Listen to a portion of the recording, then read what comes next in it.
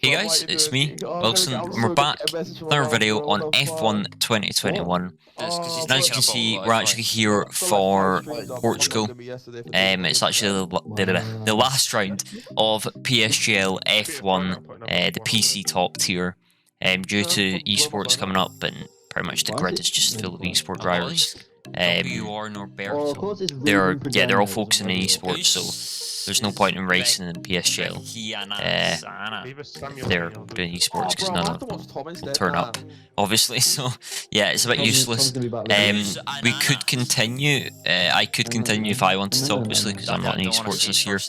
I could continue by dropping a tier to F2, but it's not really my desire to race against people. And there, I'd rather race against the esport guys. It's just a bit more thrilling, to say the least. But yeah, nevertheless, we'll get back to more of that at the end of the video. But yeah, we're here for Portugal. A new track on the calendar, new track to the game, came out maybe it was a month and a bit ago, 2 months ago. And it is a crazy track. It's literally like a roller coaster. I mean, you're up, down, nearly every corner. Very hard learning curve, this track, and I'm sure a lot of people can agree with me. It takes quite a while to get used to if you're not used to it. But I was feeling really in the groove in practice. I mean, we don't do a lot of practice for these races, or I would say, to be honest, I've done more practice in PS4 for my races than these. I think I've done about 2 days before this overall, so maybe like 6, 7, 8 sessions overall, which is more than some people. But yeah, definitely not as much as I used to do, to be honest, I can't lie. But we're feeling good. PB was a high 0.5 coming into this, so if we can maybe get to a 0.6, 0.7 in the real session, that'll be pretty good. But yeah, we just have to wait and see. But nevertheless, we are starting our first lap in Q1, and as you can see, or if you can't already notice, it's been absolutely abysmal, or at least the first sector has been abysmal. Not good at all. So we'll see what it is coming up to the split. And we come to the split and we back out because it was a 0.4 split, and I didn't think it was good enough. We nearly destroy Louis. Yeah, that was completely my bad. I didn't think he'd be that close to the exit. But we decide to go again on the same set of tyres and see if we can improve, because I did not think 0.4 split would be enough. So we go again. We actually start derating on the straight, which is not oh god, yeah, that's not nice at all, because we lose about half 10. But going into turn 1, that was dreadful. I mean, to be honest, everything Q1 was just dreadful. So we're going to need, I think, a low 16 to get through here. A 15 would be nice to just, you know, box it in and safe it up. But we'll just try and get a low 16. It's a mid-8 first. That's not anything crazy. In Q3, you can do about low 6s, high 5s if you're really good in the first. But yeah, this is Q1. But now we come to the line. What's it going to be? I've done a 0.1, I think. It's a low 16, a 16.2. I might need to go again, I can't even lie. At the time, I didn't know if it was going to get me through. To be honest, looking back on it, I think, yeah, that's definitely getting me through. So we don't know if it's going to get us through, but we go back out on the same set of tyres. These tyres are about 10% at this point in the laps. They're really worn. And we just go out in the same tyres because I knew the lap was so bad that we could improve in an old set. And as you can see, coming out of the final corner, we're actually 200s up, just indicating how bad the previous lap was. And we're nearly half a tenth up coming up to the line at the end of Q1. And it is a mid 0.1, so yeah, those tyres, or those laps before, were very poor from us. That gets us 9th currently, and that gets us 9th at the end of the session, and safely through to Q2. So yeah, pretty easily. Half this grid is pretty much F2 drivers, as a lot of esport guys couldn't turn up. So hopefully it's an easier race than usual. On to Q2 now though. We've got a lot of sets now because we only got through on one set, which is quite good. We did a 0.2 split. Again, not ideal. I would rather be in a 0.1 split at this point in the lap, at least for Q2. But can't be perfect. Come around the final corner. Very tricky corner this. It's quite deceiving as you're entering it. You don't realise how tight it is until you've done it a few times. But we come up to the line, take as much inside curb as you can there to minimise the run. And what is it going to be? It's a 15.947. Again, at the time, had no clue if this was going to get us through to Q3. But again, we just have to wait and see. It's always quite a tough decision to make. One medium You're sound. If you should retire or not, or go out or not. But as you can see, again, yeah, we retire. And we get out of the chair. I'm pretty sure at this point I went to go do a WAS. So we retire. We're pretty confident our 0.9 would get through. And a lot of people are going out in mediums. But Lucas is in pole. I don't know what set he went out on. If he went out on another set of fresh softs. No clue, to be honest. I don't know why he went out again, because he's easily going to make it through in that. But as you can see, we make it through pretty easily. Third place. A few people in mediums, which you're going to have to watch out for. Joe, Danny, Jake, Yarno. So it's going to be pretty crucial we qualify ahead of them. Danny, Yarno, that's going to be a bit of a stretch to qualify in front of them. But not impossible if we get the lap together. So we'll have to wait and see. But here we go. We're starting our first lap in Q3. This is where it all matters. The pressure's on now. We need to do a good lap here. And if we don't, to be honest, we have another set, as we've only got through. We got through to Q2 in one set and through to Q3 in one set. So we've got 2 sets for this qualifying session. So if we do mess this one up, we can go again. We've got we've got 2 shots at it. So it's not the end of the world if we mess this up. But we do complete our first Q3 lap. We don't invalidate, which is the main thing. We come up to the line. We do derate slightly early, as it's pretty difficult not to. And we do a low 0.9, which I can't lie, in Q3, that is not impressive whatsoever. So, yeah, the pressure is really building up to this last run. Now we're going out, getting ready to go out on our final run of the session. We're looking for minimum a 0.7. Considering my PB was a high 5, we should at least be within 210s. 0.6 would be nice, but yeah, minimum a 0.7. Yep, good luck. So I have to wait and see. The track does look like it's got a bit darker, so I don't know if that will affect our lap. But nevertheless, here we go. We start our final lap, trying to get the best run out of these final 2 corners. These make your left side of your tyres absolutely raging before you start your lap, so you need to start very cold on the left side. But here we go, starting our lap. It's a very long run down to turn 1, but it's going to come at you pretty quick as we go downhill after the 100-metre board, shifting to 5th, up to 6th to minimise the wheel spin on exit, up to 7th, back down to 2nd for this tricky hairpin, very easy to lock the front slightly, and then up this cambered left. It's very tricky to get the traction right, but we get it all right, and we do lose a little bit though. We were about a 10th up, and it's a low 7, which is not ideal at all. Coming into this hairpin, 2nd gear, use this inside curve to rotate your car a bit. 3rd gear in the exit, and we're about 5 thousandths up. Not good at all, so we really need to send it here into this corner. 6th gear, fling it in 150 miles an hour. Here, 3rd gear, 4th on the exit. Very tricky that corner to not lose the rear end and get a bit taily on the exit. This next corner is easily flat before we come up to this blind right-hander, break before the white board.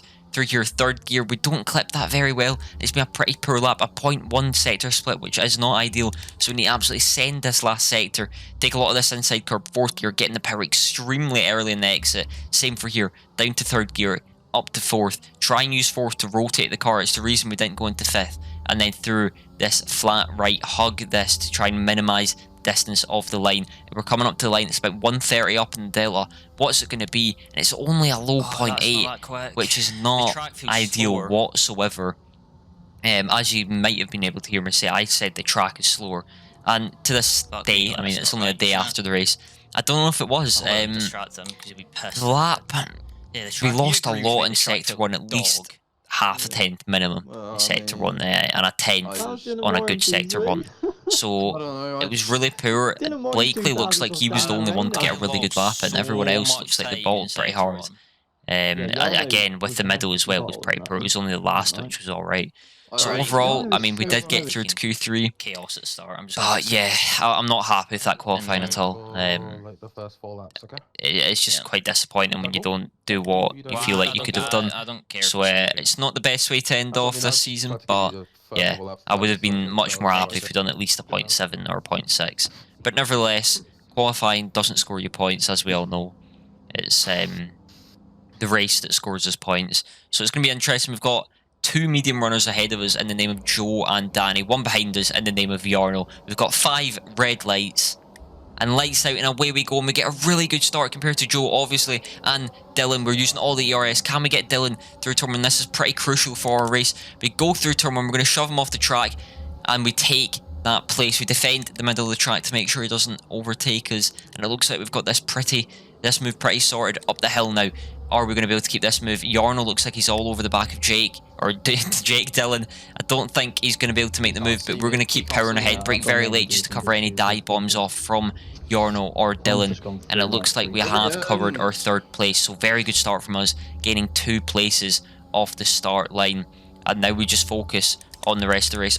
The goal is now to catch Danny and overtake him. Obviously he's on the mediums, so it's pretty crucial we get by him as a virtual safety car actually comes out. And if anything, this helps the medium runners. So yeah, it's not ideal, but it doesn't really help anyone. But if anything, it would help the medium runners. We probably would have been pretty close to Danny there because of our soft tyre grip compared to his medium tyre. But now we're trying to time the restart, which is always so intense in these F1 games. If you're even a millisecond in the red, you get a drive-through, which I think is extremely harsh. But that's how the game works. But nevertheless, we start over again. We're starting lap 3 now. And again, the goal is to overtake Danny, as this is extremely crucial. I'm pretty sure Lucas has already broke the DRS to Danny, so he's gone. Really he's in the distance. And now, yeah, the goal is just to get past Danny and maybe try and catch Lucas, but Lucas is Lucas. That's going to be very difficult. Coming on to lap 4 though, we think we have a move here. We turn on the ERS and we kind of dive it. It was half-hearted. I didn't know what I was doing there. I didn't know if Danny was going to leave space, and I'm sure you all know that corner is very tight. As you hear Jake screaming, that corner is very tight. So I didn't know what to do. But he gives us a wee wiggle here as his car is kind of a sign to say go through. I'm not going to fight it. So I absolutely send it, take the move, and that's us up into 4th as we do a wiggle and exit to say thank you. So yeah, we made that a bit more complicated than we needed it to be. But now the goal is just to catch Lucas or minimise the distance he pulls away from us. To be honest, I don't think we're ever going to see Lucas at all this race if he stays that 2-second window. Yeah. But as you can see on the bottom left of your map, somebody's actually retired. It's an AI retiring.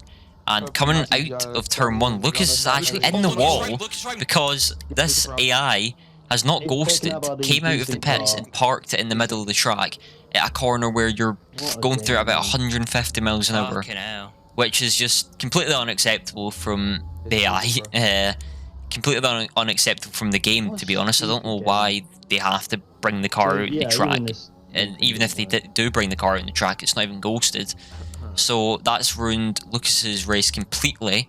That's him out of it. Like he's not getting back in this as a safety car. I'm pretty sure he spun and got damage, and he's absolutely miles back. So that's his race ruined. He's out of it. We won't see him for the rest of it. So now it's pretty much just between Danny, Yarno, Joe, and Dylan, from what I'm aware of, in the fight for a podium/win. But yeah, we move. Very unlucky from Lucas, but you know, I'm sure he's using all of his bad luck up for esports. But back to the race. We let Danny by. Well, we don't let him by. He kind of just sails by and we don't defend it. Thinking behind this was just to sit behind him. I'm sure you all know, or if you league race, DRS is extremely powerful. Even if my tyres start to go off, I'm pretty confident I can sit behind him. So yeah, we're just going to sit behind him and use his toe to keep up. We're not going to let Yarno by, however, as then we'll lose the most powerful toe in the train and we'll probably lose DRS. So yeah, the tyres were pretty done at this point. I think we're the longest soft runner by quite a bit so far. So and as you can see top left, we actually lost DRS to Danny, so this is the point where I thought, right, we need to pit. And yeah, we come into the pits to fit a set of medium tyres, going the soft medium strat. This is going to be pretty close though, because I didn't know at the time, Dylan and Simon, I think it is, Red Bull and the Ferrari, or the Williams and the Ferrari, I don't know, I think it's the Williams. They pit way before me and I had no clue about this, so I thought I was going to come out in fresh air and everything was going to be okay. But as you're about to see, we come out of the pits. It's a very dangerous pit lane going into turn 1.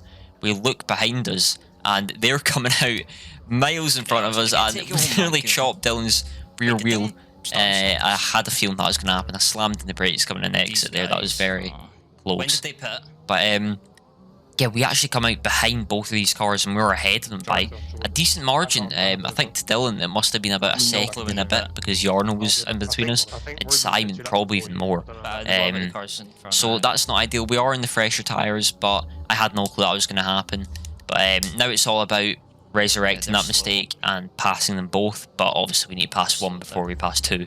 So I had a plan in my head at this point. I was going to force Dylan to use his ERS, even if he was already. I was going to make sure he was going to use it and hopefully pass Simon, as I knew the DRS, ERS and Slipstream is extremely strong around this track, especially in this back straight. So as you can see, we forced Dylan to use his, we get in the Slipstream of Simon and we make the move stick. Very, very nice move. Very simple, quite tactical, but I know it sounds stupid. I was very happy with that move.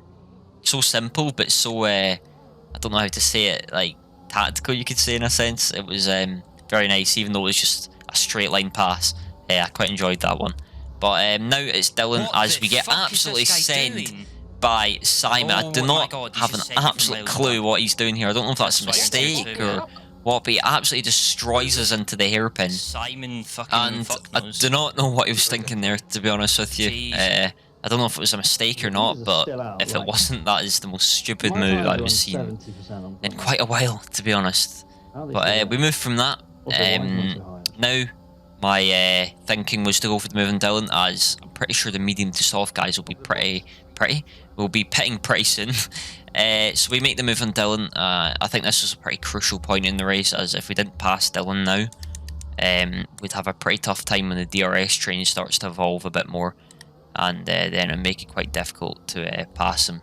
So we make that move, and now we just push and wait for the medium runners to pit onto softs, and we go from there. I had no clue where they were going to come out, to be honest. I knew they would be pretty close, but hopefully we're ahead of them. I think two have pit now. I think it's Joe and Yarno, so we'll see where we come out compared to them.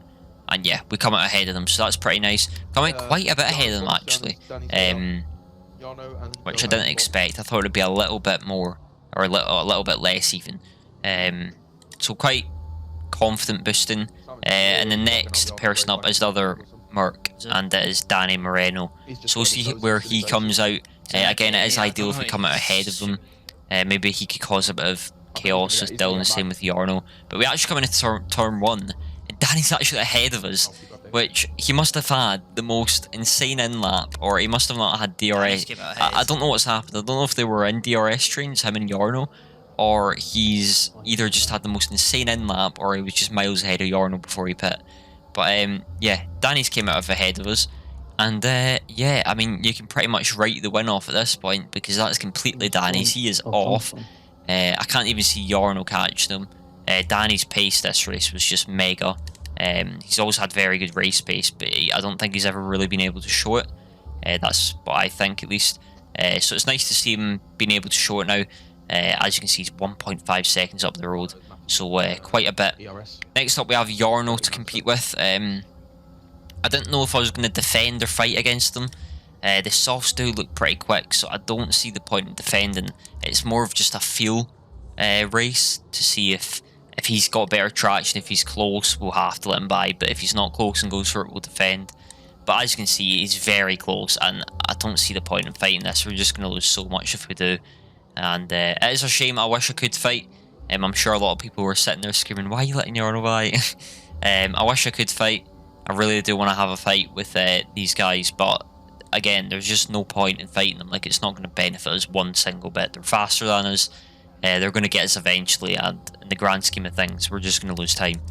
So we let Yarno and Joe by. Now the plan is just to stick with them. I know it's going to be very hard, as they are pretty much fresh softs. So we're going to have to push very hard to keep up with these guys. But we'll try our hardest, see what their pace is like, feel it out a bit. Hopefully they're not too quick, as it'll make our life pretty difficult. But yeah, it's pretty crucial we stick in their DRS, as we've got Dylan behind us, and if we break, if they break DRS, then Dylan's pretty much got a free pass on us. So yeah, pretty crucial. On to lap 27.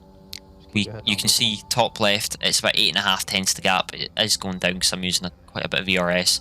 We've got DRS as well, so it's kind of keeping us in it. As Joe's actually going for a move in Yarnell, so Yarnell's pace must have not been that good if Joe was able to make a move on him there.